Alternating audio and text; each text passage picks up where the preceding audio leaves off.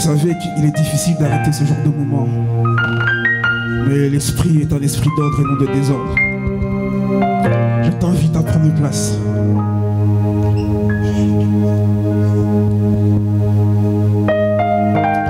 J'invite aussi la chorale à prendre place.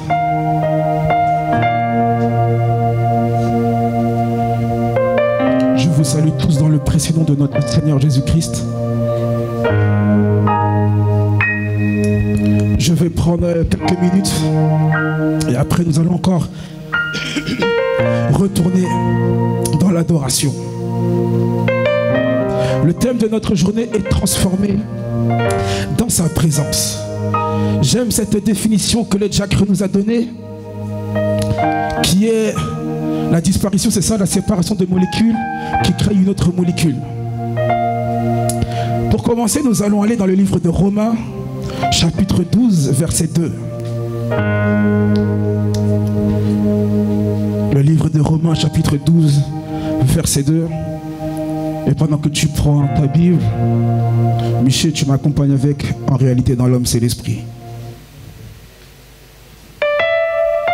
Romains, chapitre 12, verset 2. Si la régie peut nous aider. Romains, chapitre 12, verset 2.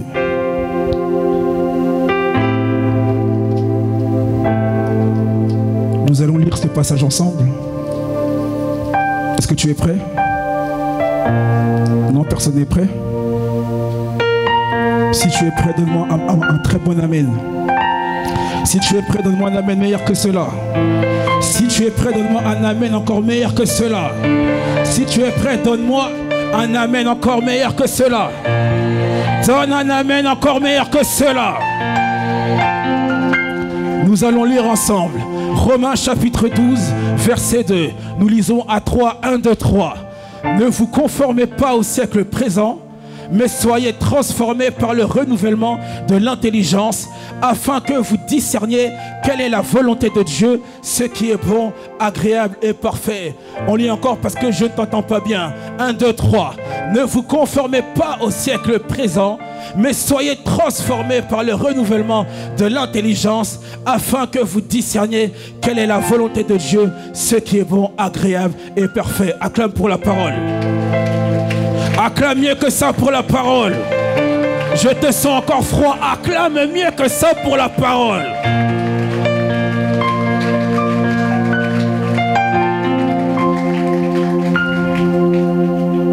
Ne vous conformez pas au siècle présent. Je commencerai par te parler de la transformation.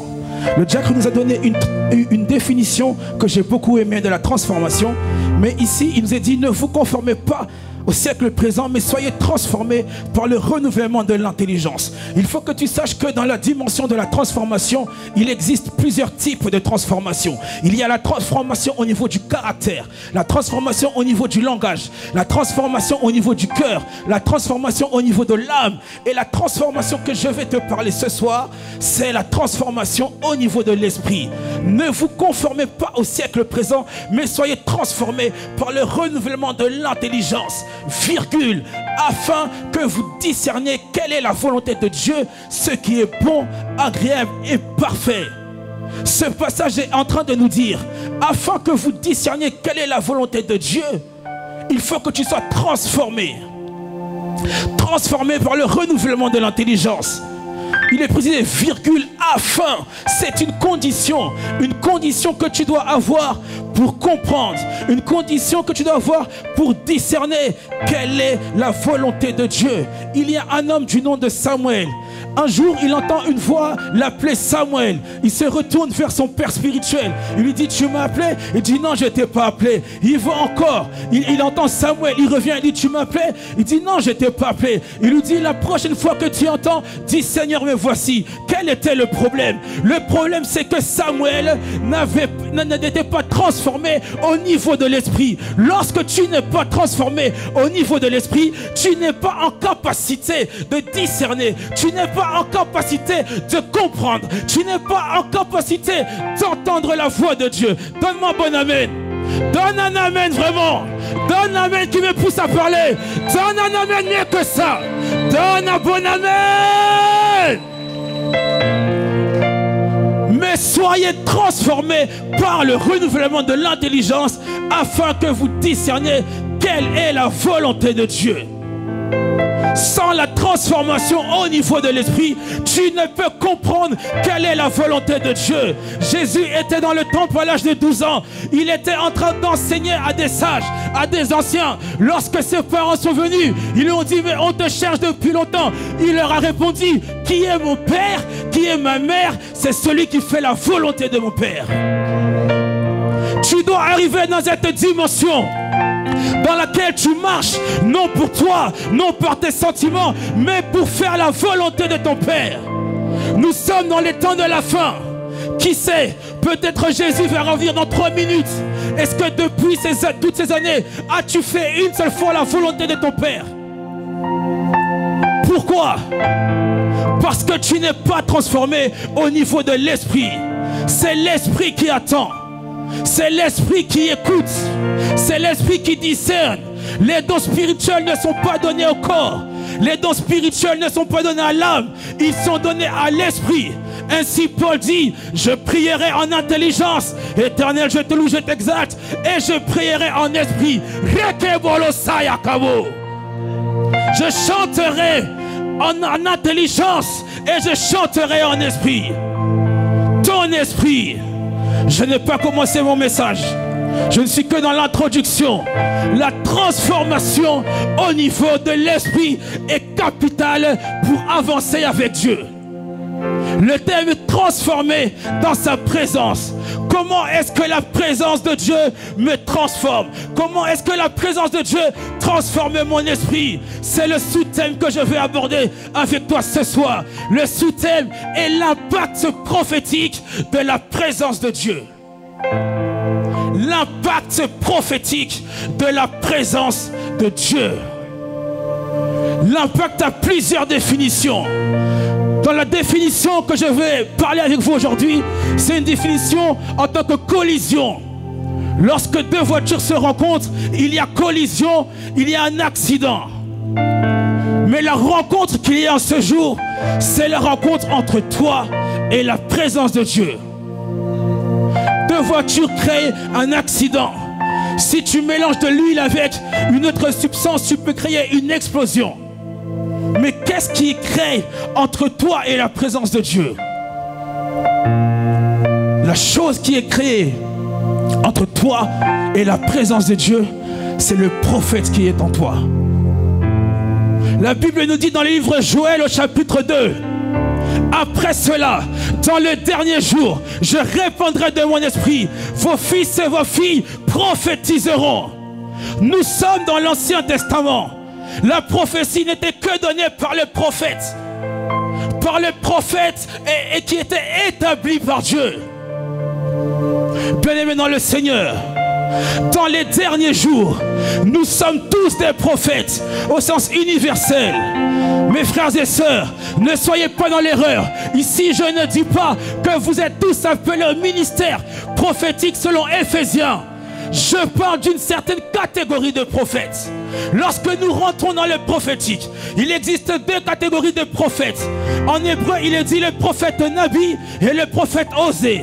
Le prophète Osée était souvent les prophètes qu'on appelait le voyant. Dans 1 Samuel 9:9, il est dit, lorsqu'on allait voir le prophète, on disait, allons voir le voyant. Pourquoi? Parce que c'était des prophètes qui avaient cette capacité de voir à travers des visions et des songes. Mais le type de prophète qui est parlé dans le livre de Joël, et ils prophétiseront, ce sont des prophètes Nabi. Qu'est-ce qu'un prophète Nabi? Les prophètes Nabi, ce sont des prophètes qui ne travaillent pas dans la vision ou dans les songes, mais qui ont la capacité d'entendre la voix de Dieu. Ce sont des prophètes qui ont la capacité de discerner la voix de Dieu, de discerner quelle est la volonté de Dieu, de discerner qu'est-ce que veut Dieu. Et quel est le type de prophétie de ces prophètes? Ce n'est pas d'annoncer quelque chose, ce n'est pas de parler de quelque chose au futur, mais le type de prophétie est sur 3 points. Les prophètes Nabi que nous sommes prophétisent en consolant, en exhortant et en édifiant. C'est-à-dire, tu peux être dans le train, Tu es assis, il y a une personne à côté de toi. L'Esprit te demande de lui dire simplement 2 mots. Prends courage, tu as prophétisé. Bien-aimé, la prophétie, ce n'est pas simplement d'annoncer des miracles extraordinaires dans la vie des gens. Nous sommes une génération qui ont mal compris le prophétique. Nous sommes une génération qui ont mal compris les choses de Dieu. Pourquoi? Acclame encore. Acclame, acclame, acclame. Donne un bon amen. Pourquoi nous l'avons mal compris? Les prophètes dans l'Ancien Testament, suis-moi très bien, n'ont pas été envoyés pour le miracle. Ils n'ont pas été envoyés pour la démonstration de la puissance, mais ils ont été envoyés pour la repentance d'Israël. Ils ont été envoyés pour la repentance d'Israël. Lorsque Dieu a commencé à voir qu'il allait ouvrir une parenthèse pour toi et moi, il s'est dit, je ne peux plus envoyer seulement un homme, je ne peux plus envoyer seulement une personne. Il y a trop de nations. Cette fois-ci, dans la nouvelle alliance, mon esprit sera répandu sur toute chair. Mon esprit sera répandu sur toute chair. Et ils prophétiseront. Et ils prophétiseront. Écoute ceci. Un homme du nom de Samuel, loin de Dieu par la force, attrapa 300 renards. Commence à compter 1, 2, 3, 4 jusqu'à 300. Il les a attrapés. Il a attaché les queues 2 par 2. Il a mis le feu. Il envoya ces renards dans le camp des Philistins. Dans les derniers jours, nous sommes des renards de feu. Car il dit dans sa parole, il fait de ses anges des vents et de ses serviteurs des flammes de feu. Tu es une flamme de feu. Tu es une flamme de feu. Prophète, tu es une flamme de feu. Appelé, non pour démontrer ta connaissance biblique sur Facebook, non pour démontrer que tu connais les choses de Dieu sur Instagram, mais pour consoler, édifier, exhorter, réconforter. Prophète, donne-moi l'amen que je parle. Donne-moi un amen que ça que je parle. Donne un amen que ça. Prophète, transformé par l'Esprit. Ta personne et la présence de Dieu active le prophète qui est en toi. C'est pour cela que tu as remarqué que dans la présence de Dieu, il y a des prières en langue qui s'élèvent. Il y a des manifestations qui s'élèvent. Pourquoi? Parce qu'il y a une nature que tu as. Il y a une dimension que tu as. Il faut que tu saches une chose. Lorsque Dieu crée l'homme à notre image, il n'a pas simplement créé l'homme à l'image pour être esprit, âme et corps. Mais Dieu est un Dieu multidimensionnel. Dans une autre dimension, Jésus est Dieu. Jésus est fils de Dieu et il est prophète. Dans une autre dimension, tu es frère, tu es sœur et tu es prophète. Et je répète, je n'ai pas dit que tu es prophète au sens du ministère. Selon Ephésiens 4, il a fait pour d'autres des apôtres, des prophètes, des docteurs, des évangélistes, des pasteurs. Ce n'est pas cela. Je parle des prophètes qui sont envoyés. Je parle des flammes de feu qui sont envoyées pour ramener le monde vers Jésus. Je parle des prophètes qui sont envoyés pour ramener le monde vers Dieu. Tu es ce prophète-là. La présence de Dieu te transforme. Comme elle a transformé Moïse. Moïse est devenu prophète le jour où il était devant le puissant ardent. Beaucoup de prophètes, comme Ésaïe. Ésaïe est devenu prophète lorsqu'il était dans la présence. Lorsque le Seigneur dit, qui enverrai-je? Au moment où il a dit, me voici, le prophète qui est en lui s'est activé. Beaucoup de prophètes de l'Ancien Testament ne sont pas devenus prophètes comme ça, comme nous voyons sur Facebook. Prophète Isaac, prophète Kevin, prophète Antel, ils sont devenus prophètes dans la présence de Dieu. Dans la présence de Dieu. Dans les derniers jours, nous ne devons pas ministre de Dieu dans la chambre ou à la maison. La Bible dit que l'Esprit dit à l'Église, mettez-moi à part Paul et Barnabas Prophète. Si sur un des réseaux, tu t'es intitulé pasteur, retire cela. Si tu t'es intitulé docteur, retire cela. Personne s'autoproclame ministre de Dieu. C'est Dieu qui proclame un homme, une femme ministre. Prophète. La présence de Dieu te transforme en l'état, en la personne que tu dois être. Que tu dois être. Un prophète, lorsqu'il est mal, il ne va pas se mettre dans le zouk pour se réconforter. Le prophète va dans la présence de Dieu. Où est-ce que tu vas te réconforter? Où est-ce que tu retrouves le réconfort? Le prophète Élie était mal. Il dit, il faut que j'aille au mont Horeb. Il faut que j'aille au mont Horeb pour aller rencontrer mon Dieu, pour aller rencontrer celui qui m'a appelé. Prophète, où vas-tu chercher ton réconfort? Si tu es chanteur ou musicien, où vas-tu chercher tes inspirations? Sur YouTube? Sur Spotify? Sur Deezer? La Bible déclare dans le livre de 1 Chronique 25 que David est le chef désormais et Asaph et les fils d'Asaph se sont mis dans un endroit. Ils ont commencé à jouer et ils ont prophétisé. Prophète. Tu ne peux pas adorer comme d'habitude parce que lorsque tu rentres dans l'adoration, c'est ton corps qui adore. Tu te prosternes. Mais à partir d'une certaine dimension, lorsque tu rentres dans l'adoration prophétique, ce n'est plus toi qui adore, c'est ton esprit qui adore. C'est pourquoi Jésus dit, l'heure vient et elle est venue où les vrais adorateurs adoreront le Père en esprit et en vérité. Les vrais adorateurs adorent en esprit. Les vrais adorateurs adorent en esprit. Si depuis le début de ce culte, tu as adoré, mais ton esprit était dans le match de la France, c'était une fausse adoration. C'était une adoration samaritaine. Si depuis que tu as commencé à adorer, ton esprit est ailleurs, c'était une fausse adoration. Une fausse adoration. Le prophète est celui qui adore en esprit. Le prophète est celui, comme Abraham, quand il arrive près de la montagne, il demande à des serviteurs de rester là, car il doit monter. Tes serviteurs sont ton école, sont ta famille, sont ton mari, sont ta femme, sont tes enfants. Lorsque tu arrives au pied de la montagne, tu leur dis restez là, car il est le temps d'adorer.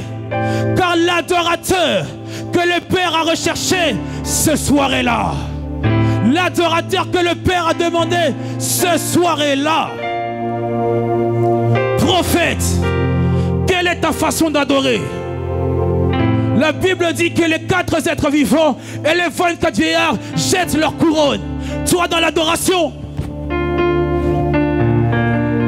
prophète, prophète, comment adores-tu?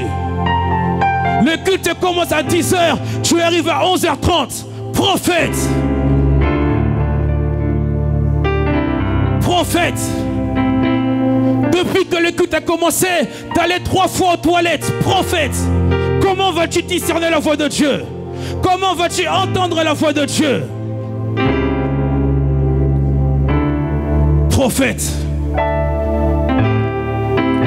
Nous sommes dans les derniers jours, dans le temps de la fin, où les prophéties sont en train de s'accomplir.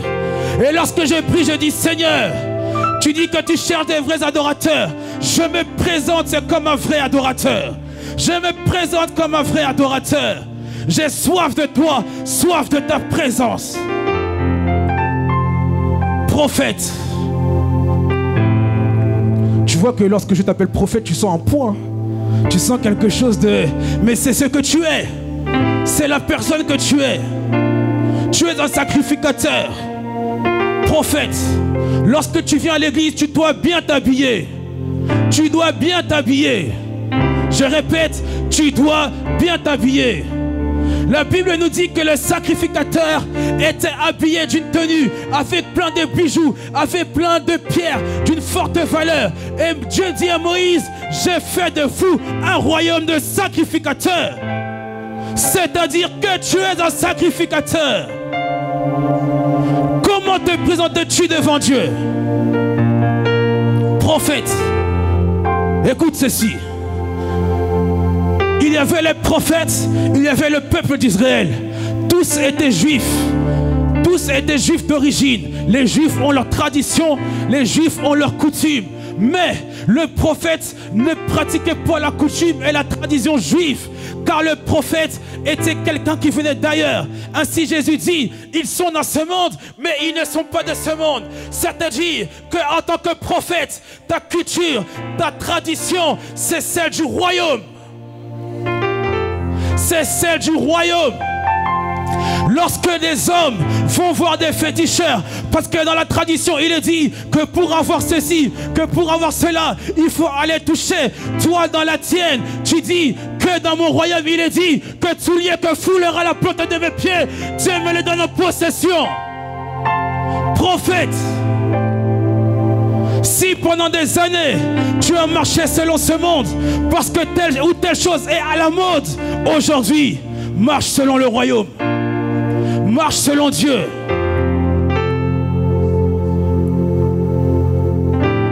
Il y a tellement de choses à dire, mais malheureusement, il y a un temps à respecter. Mais pour terminer, si tu veux monter, si tu veux prendre conscience du prophète qui est en toi, prends conscience que Dieu t'a donné un esprit. La Bible dit qu'en réalité, dans l'homme, c'est l'esprit. En réalité, dans l'homme, c'est l'esprit.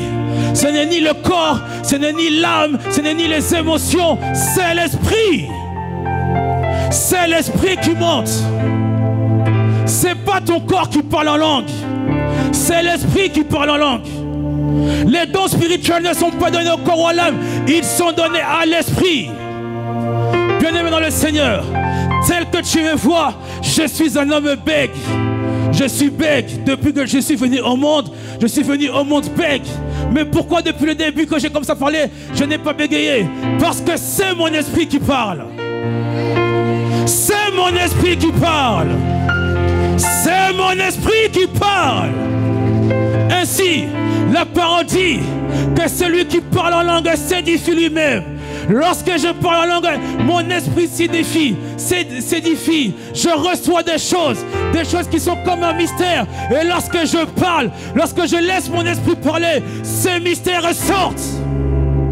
Ainsi, plus de la moitié des choses que j'ai dit, je préparais quelque chose. Mais mon esprit m'a dit non, reste derrière, il faut que je parle. Lorsque tu rentres dans la présence, c'est ton esprit qui doit parler. C'est ton esprit qui doit monter, car le corps a ses limites. Le corps a ses limites. Tu es un homme fait d'esprit, d'âme et de corps. Le corps qui t'a été donné travaille dans la dimension terrestre. L'âme qui t'a été donnée travaille dans la dimension des émotions. L'esprit qui t'a été donné travaille dans la dimension spirituelle. L'adoration n'est pas la musique. L'adoration n'est pas le chant. La louange n'est pas un rythme rapide. La musique n'est qu'une forme d'adoration. Mais tu n'es pas celui qui devient adorateur dans l'adoration. Tu es l'adorateur qui produit l'adoration par ton esprit.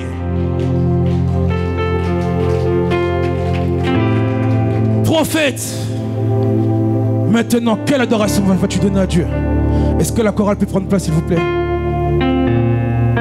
Prophète, certains sentent, lorsqu'ils sont dans la présence de Dieu, ils sentent des frissons et s'arrêtent là. Non, tu dois aller plus loin. Parce que ton corps ne peut pas aller plus loin. Ton corps ne ressent que des frissons. Mais ton esprit peut aller plus loin. Ton esprit peut entendre et discerner la voix de Dieu. La plupart des choses où l'esprit m'enseigne que je prends de l'esprit, c'est lorsque je suis dans l'adoration, lorsque je suis dans sa présence. Lorsque je suis dans sa présence, ça coule, ça coule, ça coule, ça coule. Prophète, prophète. Quelle adoration vas-tu donner maintenant? Réalise qui tu es maintenant. Réalise qui tu es maintenant. Car la présence de Dieu qu'il va y avoir en ce lieu va activer un prophète. Quelqu'un qui n'a jamais parlé en langue va parler en langue. Écoute ceci. Dans 1 Samuel 10:10. Est-ce qu'on peut m'afficher 1 Samuel 10:10? 1 Samuel chapitre 10 verset 10. Lorsqu'ils arrivèrent à Gibéa, voici une troupe de prophètes vint à sa rencontre. L'Esprit de Dieu le saisit et il prophétisa au milieu d'eux. De qui parle ce passage, le il?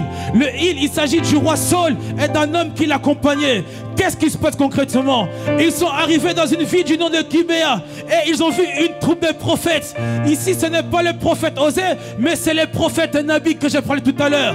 Lorsqu'il vint à leur rencontre, la Bible dit, l'Esprit de Dieu les saisit et il prophétisa au milieu d'eux.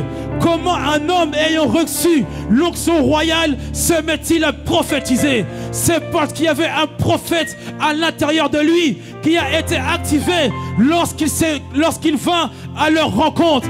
Qu'est-ce qui s'est passé? Lorsque des prophètes prophétisent, il y a une atmosphère qui est dégagée. Ça s'appelle l'atmosphère prophétique. Lorsque tu es dans cette atmosphère, lorsque tu es saisi, lorsque tu es touché, si tu libères ton cœur, si tu te laisses aller, le prophète qui est en toi va se mettre à prophétiser. Peut-être tu te dis, moi je n'ai jamais prophétisé, mais crois-moi, aujourd'hui tu vas prophétiser. Pas par moi, pas par les pasteurs, mais par son esprit. Ainsi il dit, ce n'est ni par ta force, ni par ta puissance, mais c'est par mon esprit. Lève-toi là où tu es.